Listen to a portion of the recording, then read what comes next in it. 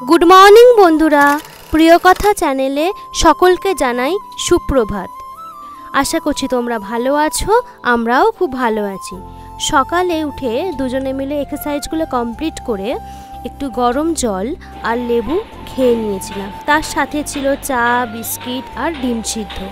সেগুলো আর দেখানো হয়নি। রাই সকালবেলা আমাদের বাড়ি পড়তে চলে এসেছে। দেখো, তুমি পড়বে, ঘর যাবে, পড়লে কখন? তোমার জলের বোতলটা কোথায় গেল? জলের বোতলটা কোথায় গেল? উপরে রেখে চলে এসছো? নিচে আসো, নাও। আচ্ছা দাঁড়াও, আগে বলো অ। অ।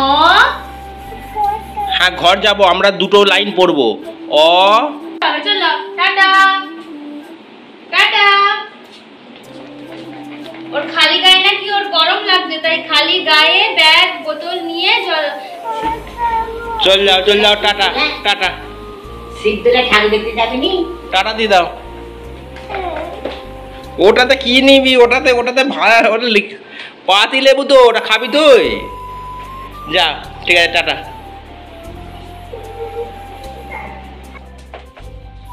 সকালে ব্রেকফাস্ট করে কিছু কাজ ছিল টিফিন খাওয়ার জন্য, সেটা একটু রেডি করলাম। তারপর উপরে এসে কিছু জামা কাপড় ছিল, সেগুলো একটু ভিজিয়ে দিলাম যাতে স্নান করার সময় কাচতে পারি। এরপর আমি এখন ইকোনমিক্সটা নিয়ে পড়তে বসবো। তো আজকে ইকোনমিক্সের পড়বো ব্যাংকিংটা। তো ভিডিওটা কন্টিনিউ করব।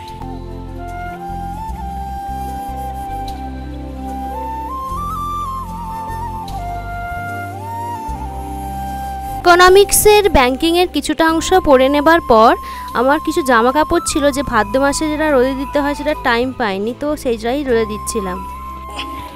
শাড়িগুলোকে একবারও রোদে দেওয়া হয়নি, সেই জন্য ভাবলাম আজকে একটু ছাদে দিয়ে নিই। ভীষণ রোদ, সেই জন্য বেশিক্ষণ রাখবো না।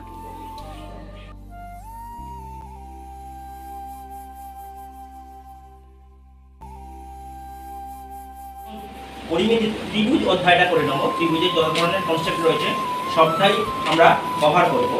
এতে টোটাল প্র্যাকটিস সেট যেটা দেওয়া রয়েছে 64টা কোশ্চেন পুরোটাই আজকে সলভ করে নেবো। কারণ প্রত্যেক দিন একটা করে চ্যাপ্টার আমরা করবো, সেই ধরনেরই রুটিন সাজিয়েছি। চলো দেখা যাক আজকে কতটা পড়তে পারি।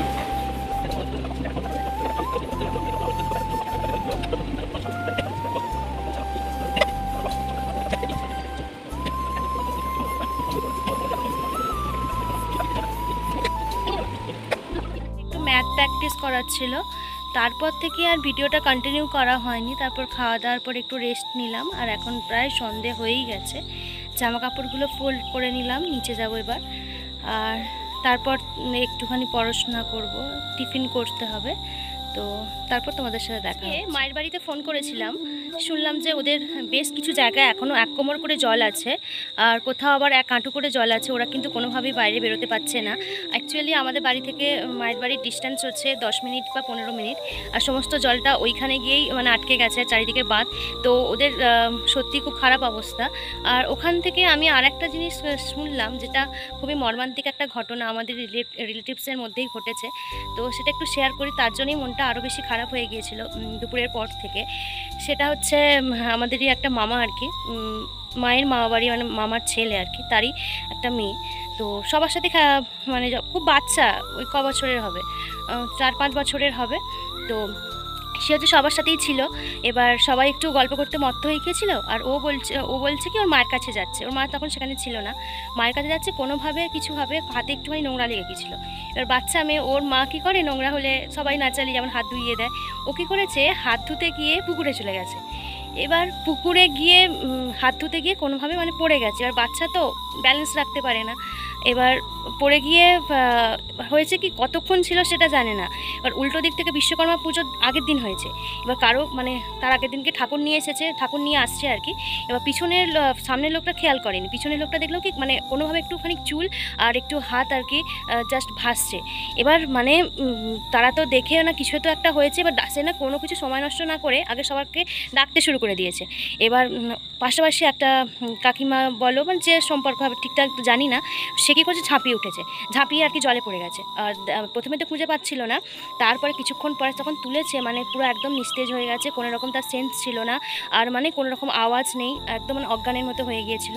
তারপরে মানে মামা তো পুরো সেসব দেখে মানে বুক চাপড়াচ্ছে, এরকম একটা মানে এরকম একটা ব্যাপার তো হবে, মানে অনেকক্ষণ থেকে চেষ্টা করছে যাতে জলটা মানে ভিতর থেকে বেরিয়ে আসে, মানে অনেকক্ষণ থেকে ঘুরিয়ে তারপর কিছুক্ষণ পর জলটা একটু বেরিয়েছিল আর চোখ বড় বড় করে ফেলেছিল। তারপরে ডাক্তার দেখানো হয়েছিল, আর তখন সেই চারদিকে একটা বন্যা একটা ব্যাপার ছিল।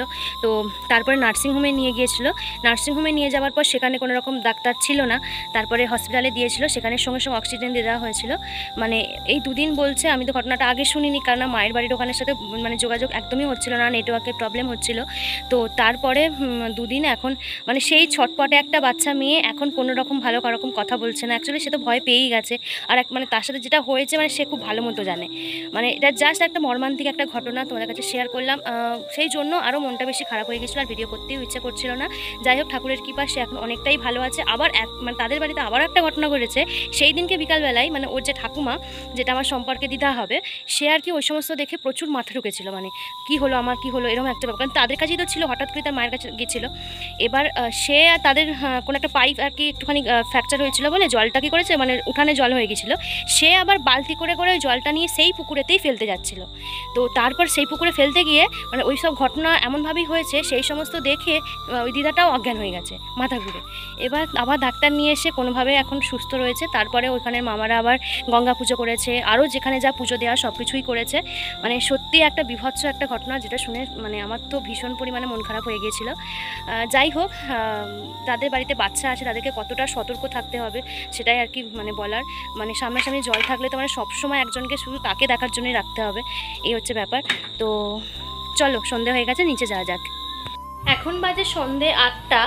এখন আমি ইতিহাসের সুলতানি যুগটা পড়বো, আর উনি তো ক্লাস করাচ্ছেন অনলাইনে। তো চলো ভিডিওটা কন্টিনিউ করো।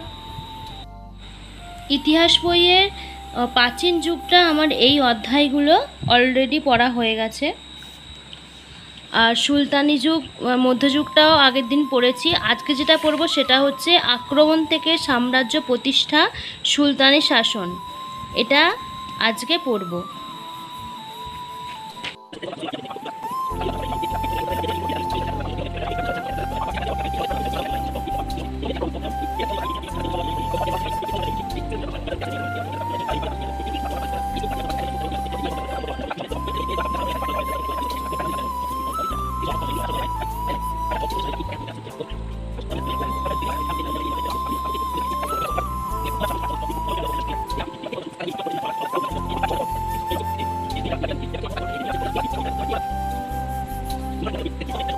সন্ধেবেলা ইতিহাস বই পড়ার পর শরীরটা খুব খারাপ লাগছিল। আসলে আমাদের এখানে এতটাই গরম, আর উপরের তলায় থাকি বলে আরও বেশি গরম লাগে।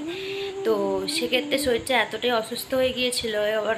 আবার একটু গা ধুলাম যাতে একটুখানি ফ্রেশ লাগে, তারপরে পড়তে বসবো, কিন্তু তাতেও ঠিক লাগলো না, একটু ঘুমিয়ে গিয়েছিলাম।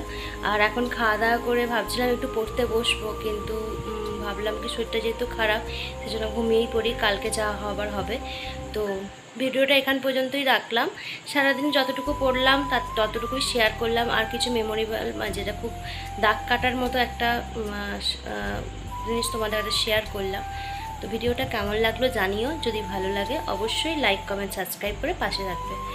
Tata, good night.